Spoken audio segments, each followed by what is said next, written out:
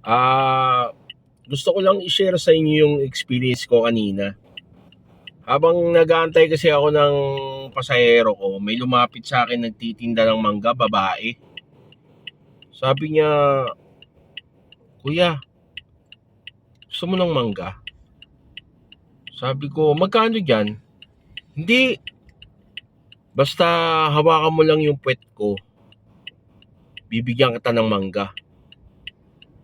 Sabi ko, "Bakit bakit hahawakan yung puwet mo?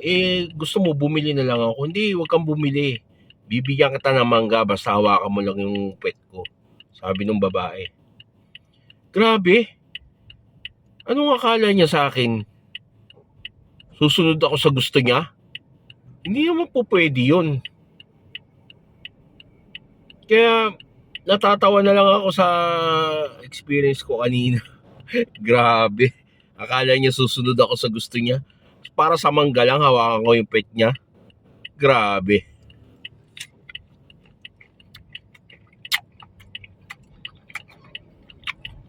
Ang lutong ng mangga. Ang sarap ng mangga niya. Pati yung bagong niya, ang sarap.